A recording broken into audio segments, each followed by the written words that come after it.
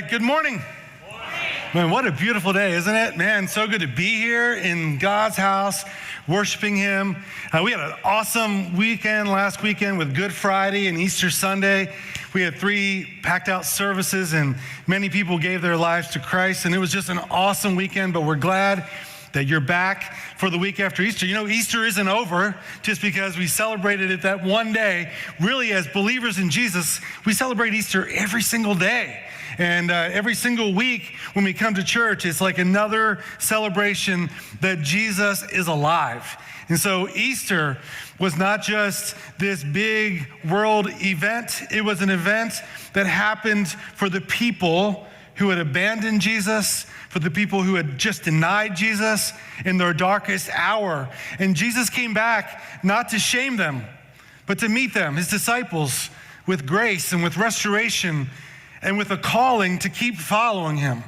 So for these 3 weeks that are left in April, what we're going to do is we're going to explore the moments right after the resurrection. What took place right after the story that we looked at last week where Jesus was alive and resurrected. And we're going to look at the example that Jesus gave us for reconciliation, for forgiveness. And it absolutely can reshape the way that we respond to our own failure and to the failures of others. So as we get going today, the message today is entitled The Comeback for Them. Why did Jesus have this great comeback? It was for them. It was for his disciples. It was for us. But before we go there, let's talk about comebacks for a moment. If you're a fan of sports and you're a fan of March Madness and you love what just happened in college basketball, it was an exciting time, as it always is. And I love filling out the brackets, and I love watching some of the games. And there was a particular game, though, that stood out this year that so many people were buzzing about because it had one of the greatest comebacks of all time in March Madness. And it was the UConn, Connecticut, the Huskies coming back from a 19-point deficit. When you're down by 19 points in a game to a team that a lot of people had picked to win the whole thing, the Duke Blue Devils, you don't expect to come back. Really, you don't. If you're a fan, you've kind of given up on your team. You're just kind of watching it play out. But a lot of you know the story. One play, one stop, one three-pointer. Slowly but surely, they were getting back in the game. And it came down to the last few seconds where Connecticut stole a pass, threw it to another guy right inside half court, and he took this long three-point shot, swished it, and they won the game. It was amazing, unless you're a Duke fan. If you're a Duke fan, you weren't so happy. But the rest of us who are not Duke fans, I don't know about you, but I love a good story like that. I love an amazing comeback like that, and it was historical for college basketball. But the good thing about comebacks, it reminds you that sometimes when it feels like things are over, maybe they're not over. Maybe there's still a chance. And the difference between fear can cause us to hide like the disciples. But I believe there was more there going on than just fear. I believe shame was a problem for them. They felt ashamed. I can't believe that I did that. I can't believe that we did that. This one runs deeper. They didn't just experience something scary. They actually failed Jesus. Peter denied Jesus 3 times. The others ran. Nobody stood with him till the end. The adrenaline that they were feeling a few days ago, like the week ago, and everything was great, that's gone. And the thoughts are setting in. I should have stayed. I should have said something. When Jesus needed me, I should have stood strong for him. I should have had his back. And what shame does, it doesn't just say, you know, I did something bad, or I committed a sin. What shame does is it says, there's something wrong with me. We start thinking these thoughts, there's something wrong with me, and that's where a lot of us live. Like, I knew better, but I did it anyway. I said I would never do that again, yet I did. If people really knew me, man. So we hide from people. We hide from being in community. We hide from God, at least we try to, because of shame about who we are. So there's fear and there's shame, and I think there's another thing going on with the disciples in this moment behind locked doors. There's regret. I wish I could go back feeling. Regret is a little bit different than shame. Shame is about our identity, who we are, but regret is about replay. replay over and over and over. They're sitting in the room thinking, what if we hadn't just run? What if we had stayed with him? What if we had just believed in what he had told us sooner, that it was going to happen? What regret does is it lives in the past. It keeps rewriting moments. It rewrites conversations. When you regret a conversation, in your mind, you replay it over and over, and then you start rewriting it like, I could have said this. Decisions that we've made, missed opportunities. What regret does is it keeps us stuck in a story that cannot be changed. We can't change the story. And when you live in regret long enough, you stop believing anything new can actually happen. And if there were a label put on this room, there could be the label of the if-only room. And that's where a lot of us live. We live in the if-only room. We're like, well, if only I had said this, if only I have handled it differently, if only I had taken this opportunity, if only I could go back, I would do it differently. And when we live in the if-only room, it keeps us from stepping into what God has next for us in our lives. So these guys, they're not bold leaders. They had been bold, but they're not bold anymore. They're men who had run. Peter denied Jesus. Thomas, we're going to see, doubted Jesus. They all scattered.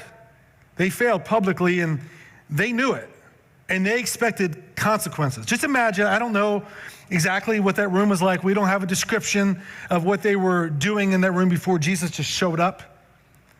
But in my imagination, there wasn't a lot of eye contact with each other. There wasn't a lot of deep conversation going on. Just this feeling that they had that we blew it. We let them down. Has anyone in this room ever blown it in your life? I know I have. I mean, been in ministry for 35 years, and I have plenty of stories over 35 years of things I wish I could go back and redo. I wish I could reframe a conversation. I wish I had treated that person differently. I wish I hadn't said what I said. I wish I had shown more compassion, more empathy. And I regret that. And I do. And as I was preparing this week, I remembered one particular case and an example of something that I did. I was probably 33 years ago. And I could vividly replay it in my mind. I was a youth pastor, just probably 24 years old at that moment. And there was a youth leader that I had who had broken one of the rules of being a youth leader. Something they had done, really hadn't hurt anybody, but something that they should have known better than to do. And the way I handled that was to immediately remove them from being a youth leader. Even though it really hadn't affected anybody, it was just like, hey, I was being legalistic about it, and I can't have that. And I felt really good about the way I handled that decision. What I didn't really know and take time to understand was this person had their own personal set of struggles going on in their life. And they were struggling spiritually. And what my decision did to them was set them back in their spiritual walk with God. Was I technically right? Sure. But their family was affected by it. It hurt them. And I learned a lot from that. And it's amazing that could be 33 years ago. And this week, I was in my mind replaying the whole thing and remembering what I did wrong and hating that. And I hated that I was insensitive and not empathetic. And I provided no path back to help restore that person. And here's the disciples sitting in a place wondering, okay, we let Jesus down. Now he comes back and we don't know what's going to happen next.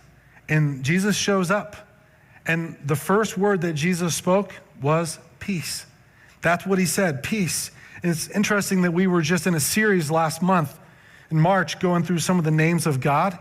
And the last one that we looked at, you may remember, was Jehovah Shalom, which means the God who is our peace. And what's powerful is Jesus just doesn't give peace, he is peace. He's peace standing in the room with them. He doesn't walk into the room and say, hey guys, calm down. You all just need to relax. He doesn't do that. He doesn't come in and say, okay, hey, chill out. Everything's gonna be fine. He doesn't do that. Doesn't scold them like that. When he says peace and peace be with you, he's talking about this idea of wholeness. He's talking about this idea of restoration in our relationship. We can have peace again. I know you've hurt me, and I know that you're wondering how I feel about you right now. But I first want you to know that peace is possible. Peace be with you. Not, hey, where were you guys? Really? You ran? Come on, man. What's up with that? I told you were going to do this. I predicted it. You guys would just let me down. Jesus said none of that. They didn't earn this from Jesus. They didn't apologize first. They didn't have their act together now, and now Jesus shows up and says, okay, you guys got your act together. You're sorry. Now we can move on. And some of us think in our minds that we just have to get our lives all cleaned up and in a perfect place before we come back to God. And Jesus is saying, I'll meet you right where you are. I'll meet you in the middle of your mess. I'll meet you in the middle of your failures. I'm going to begin this process of restoration with you. And my first word to you is peace. Peace be with you. So let me ask you to think about this question. When you fail the Lord, what voice do you expect to hear from God? Is it the voice of disappointment? Is it the silent treatment? Is it anger? I mean, don't you expect something? They expected some discipline, some chastisement, maybe punishment of some kind. But Jesus says, I'm going to offer you peace. And Jesus is not in denial of what they've done wrong. Jesus doesn't say, hey, let's just sweep your failures under the rug and your sin. It doesn't matter. But what do you expect? If we're honest, most of us have a tone in our head that we expect from God. When we fail, there's a tone. And the reason we have that tone is because that's how relationships usually work in our lives. Now, I know in the room, we all have a lot of different relationships with a lot of different people, and people in our lives respond differently to when we fail them. We have people in our lives, we would all say, we have people in our lives that when we fail them, they pull away from us. They just start becoming a little more distant. The conversations are much shorter with them. You don't feel warmth when you talk to them. They still speak to you, but it's not warm. And you can just feel it without even anything being said. You've let them down, and they're going to pull away from you. When you let somebody down, some people don't do that. What they do is they just keep bringing it up, you know? I can't believe you did that. Man, you always do this type of thing. And you're like, I'm really sorry. Yeah, but I can't believe you did it. I'm really sorry. And then you see them a week later, and what do? They bring it up again. I can't believe you did that. I thought you were better than that. And your failure keeps getting thrown back in your face. We have people like that in our lives. And we have other people that when we fail them, they just don't trust us anymore. We'll see if you've really changed. We'll see. You got to earn this back. I don't know if I'll ever trust you again. And what we learn over time is when we fail other people, we should expect some distance, some disappointment, some consequences. And what we do, without even realizing, is we project that onto God. We expect God to respond to our failures the same way other people do. We expect that from God. Like, okay, I failed God. So there's going to be some distance. He's going to give me the silent treatment. He's going to tell me, man, Steve, I am so disappointed in you. What a terrible person you are. What a terrible leader you are. We're going to expect a lecture. We might expect Jesus to say to these disciples, where were you? Why did you do that? I don't know if I can trust you anymore. I don't know if you could, serve with me anymore. I'm going to find some new disciples. But Jesus doesn't say any of that at this moment. Jesus does not start with what they did wrong. He actually starts by restoring what was broken. So let's move into verse 20. Verse 20. It says, as Jesus spoke, he showed them the wounds in his hand and in his side. And it says, they were filled with joy when they saw the Lord. Okay, they're realizing Jesus is here with us. And it says they're filled with joy. There was fear that was in the room when he walked in. But now that room is filled with joy because they realize, hey, this is actually Jesus. And the same men who were hiding are now overwhelmed.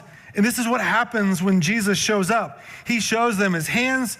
He shows them his side. He doesn't just say the words, peace be with you, but he actually shows them what he's done. Visualize this. Think about this. You're in the room. He lifts his hands and he shows you, like nail prints. He shows you where the spear pierced him in the side. He's showing you that. These aren't just wounds. These are reminders of what just happened days earlier. If I'm sitting in the room, I'm thinking, he's showing me these holes in his hands, and I can hear the sound of the hammer.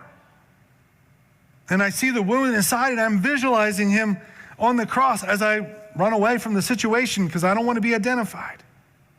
Think about that. And Jesus brings them right back to that moment. And he doesn't do this to shame them. He does it to show them what he said on the cross was true. He said, it is finished on the cross. It is finished. He said, look, this is what I've done for you. Now, if we were Jesus in this situation, if this was us, what would we do? How would you handle this type of disappointment with your friends? Say, all right, guys, let's roll the tape on the big screen here. Let's look at Wednesday. Let's look at what happened on Thursday. Let's look at what happened Friday morning. Let's see what you guys did. Let's all watch this together and let's analyze that, because that's what we do in sports today, don't we? Somebody makes an amazing play. We see the replays of that, but boy, we see the errors, don't we? We see the Sports Center not top 10. Some of you know what I'm talking about. Like all the bad plays and mistakes people make, people watch them over and over. And if you have you're on a team with a coach, you'll take that tape and you'll analyze and like, this is where you messed up, right? As a baseball coach for years, I've seen with kids, when they make a big mistake in the field and everybody sees their error, a lot of times they can't shake that. And then after that, they go up to bat and they're up there and they strike out because they're still thinking about the error that they just made. And it's a mental thing, right? Some of you are familiar with the famous Yogi Berra, and he had a lot of famous quotes. And Yogi Berra once said this: baseball is 90% mental and the other half is physical. Some of you know the math don't math on that, right? And he had a lot of quotes that were like that, meant to be funny, meant to make you think. And the thing about it is, if you've played the game, you know exactly what he's talking about, because something gets in your head and affects everything. And I say that because that's how we are sometimes in our relationships and with God. It's like, oh man, this is what regret does to us. It takes you out of the moment. It takes you away from what God is trying to do, because you're just thinking about your mistake and you're thinking about your error over and over and over. And I don't know about you, but I think that's what the disciples might expect. Jesus is going to walk into the room and he's going to say, okay, let's go back to Thursday. Let's talk about what you did wrong. Man, you guys, you just took off. Andrew, Thaddeus, Bartholomew. I didn't know you guys could run that fast. You're faster than John. It's amazing. John would never admit that, but listen, Peter, man, the guy who always put his foot in his mouth during our time in ministry together, boy, you really did it this time, big guy. Like, you said you would never deny me 3 times. You had 3 chances to correct course, and you just kept denying me over and over. Let's review, guys, how you handled the pressure. Jesus does none of that. That's not what he does. He doesn't replay their failure. He doesn't put their worst moment up on the big screen. Instead, he says, look, here's my hands, here's my side. It's almost like he's saying, we're not going to keep replaying that. We're going to remember what I've done for you. We're going to remember how I paid for your sin. The cross has absorbed your failures. There's nothing left to review. You don't have to prove anything. I'm not holding it against you. Some of us in the room, some of you need to hear this. You're still living in the replay. I got to replay that conversation. I got to replay that decision. I got to replay that moment. And yeah, I know you wish you could take it back. I get that. But we replay it over and over and over again. It's not going to change it. It is not going to change it. And Jesus steps into your life and he says, look, we're not going to keep doing that. I'm not going to replay it. Look at the cross. This has been handled. I've handled it. It doesn't erase the scars. And it doesn't mean that the cross wasn't painful and it didn't happen. And it doesn't mean that their sin doesn't matter or our failures are fine and just do whatever we want. It's not that at all. There's a cost. But Jesus took that cost on himself and he offers forgiveness. And then Jesus next, in verse 21, he says again, peace be with you. And as the Father has sent me, so I am sending you. Let me read that again, the last part of that, and let it hit you. These are the guys who had just failed him a couple days ago. And he says to them, as the Father sent me, I am sending you. That is wild. If we're honest, this is not how we would handle it if we were Jesus. If you and I are in charge, I'm not sending these guys. I mean, I'm putting out a listing on Indeed for 10 new disciples. What are we doing? We got to find some new guys. These guys are not good. They let me down. They failed. We're not sending them. If you guys want to be sent, well, let's take some time. Let's see. Have you learned from your mistakes? Maybe in a few months, we'll revisit this. Like you're out of the starting lineup. You're on the bench. Maybe you can get back in the game if somebody gets hurt or injured, or over time, maybe you'll prove it, but let's just see how this goes. Jesus doesn't do any of that. Not a probation, not a waiting period, not a slow reentry plan, just reinstates them immediately. The same men who ran are the men that he sends. The same men and man who denied him, he is now entrusting with his mission. Because restoration doesn't mean, hey, we're restored, but you're going to be on the sidelines. Restoration leads to recommissioning. It means like, I still have a purpose for you. Even though you have failed me, you're forgiven, but there's not just that you're forgiven, there's more to it than that. You're still called. I still have a calling on your life. Failure does not disqualify you from having a future purpose for the Lord. The only way it doesn't work is if you refuse to receive the grace that he is offering to restore you. Some of you today may think your story with God goes like this. You failed, God forgives you, and now you spend the rest of your life trying to earn your way back to being useful to God. That's not the gospel. That's not Jesus. That's not how it works. Jesus doesn't say, hey, let's see if we can get you back to where you were before. All Jesus says is, hey, I'm sending you forward. As the Father has sent me, I am sending you. Like I said at the beginning, most comeback stories don't work that way. They're more about, watch me, I'll prove you wrong. Watch what I can do. I'll show them I'm back. They're about the person. Jesus has come back. What does he say? He said, peace be with you. Look at my wounds. I'm sending you. His comeback wasn't self-focused. It was disciple-focused. He's about you. He wants you to know there's a purpose for you. And for those disciples sitting in that room, I'm sure this was overwhelming, not what they expected. The fear was starting to turn into peace. The shame was starting to turn into joy. The failure was starting to turn into purpose again. I don't know if you can imagine being there for that moment and feeling all those feelings, but here's the thing. Not every disciple was in the room at that moment. One of them missed it. Now, you know there was 12. And we know about Judas and how he had betrayed and now he was out of the picture. So now there's 11, but there's only 10 in that room when Jesus showed up. Thomas wasn't there. Thomas wasn't there. We don't really know why, but he wasn't there. And after this event, the other 10 come to Thomas and they're like, we've seen Jesus. He's alive. And Thomas doesn't believe him.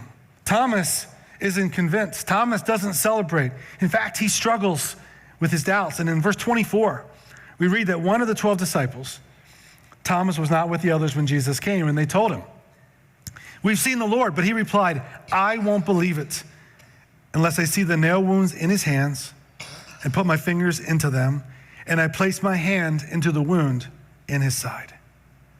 Now, some of you know, you've been around a while, you know that Thomas has been given a nickname over the years, Doubting Thomas. I'm not so sure he would love that label.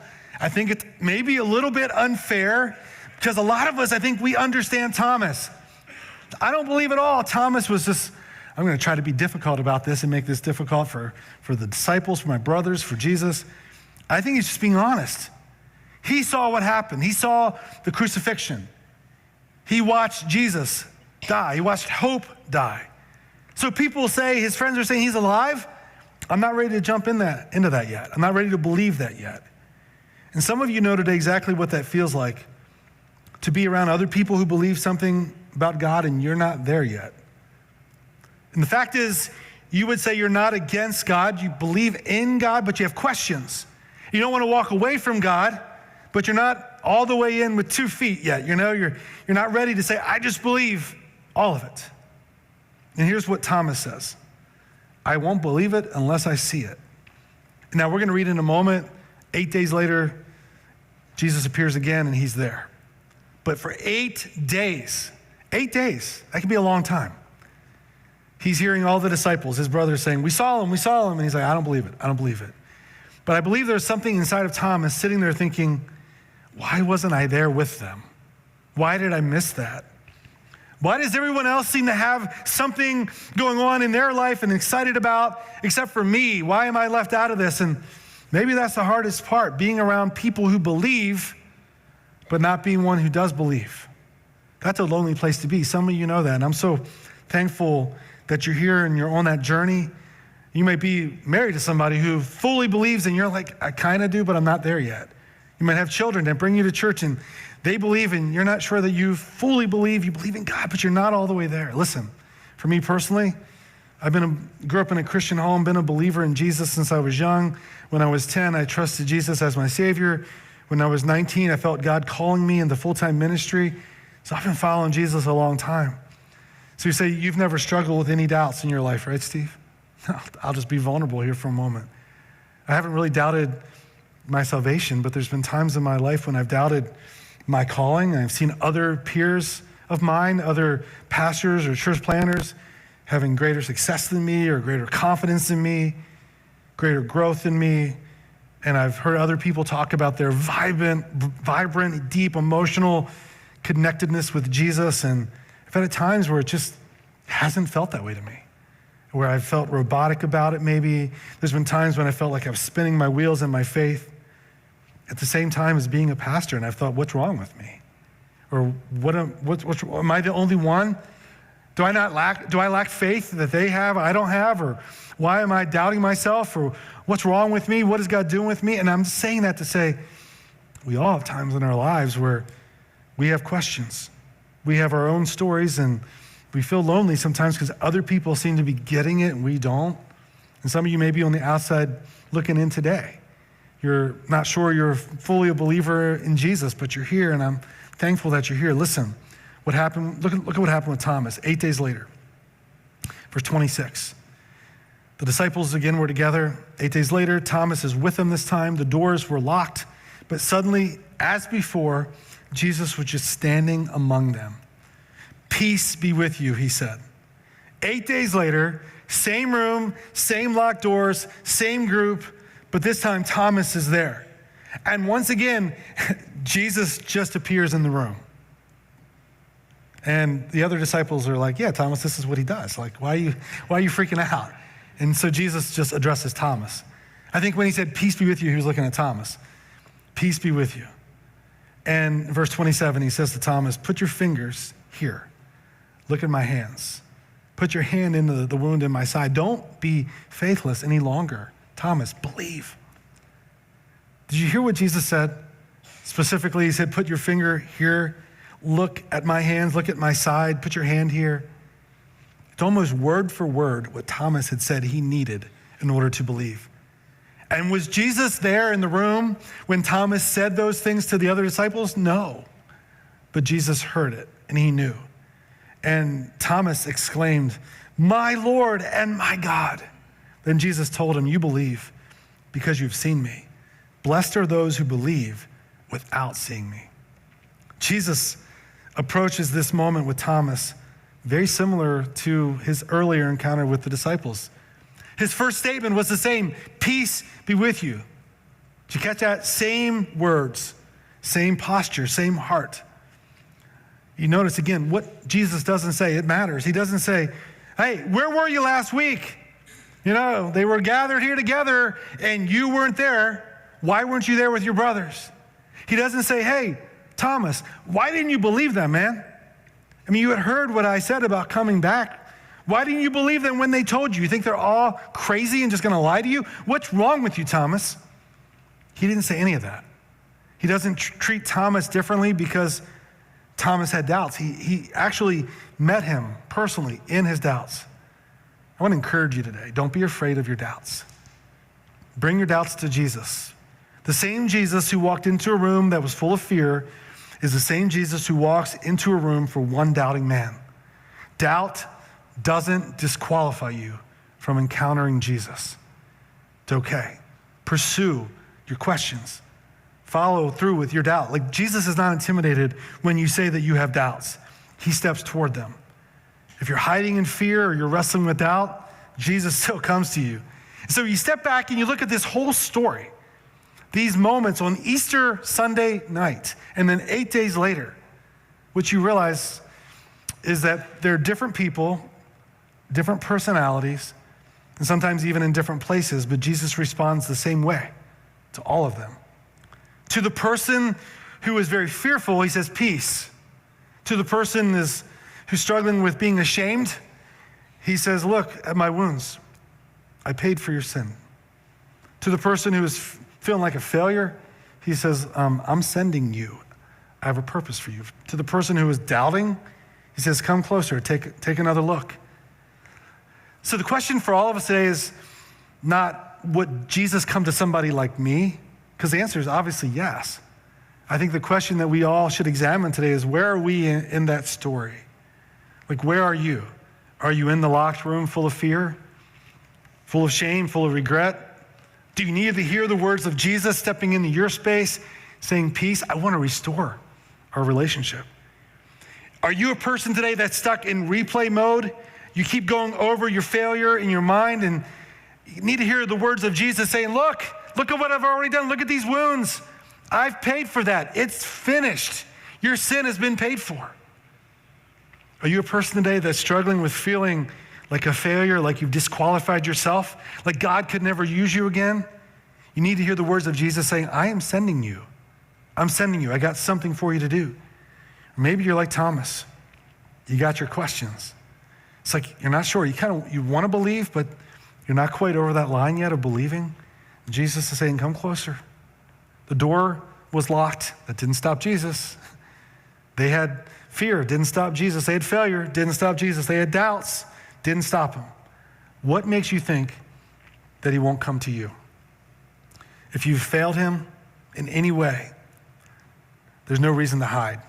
You're not hiding from an angry Savior who wants to punish you and make you wallow in your misery. He wants to restore you. He's coming towards you with your failures and your shame and your doubt.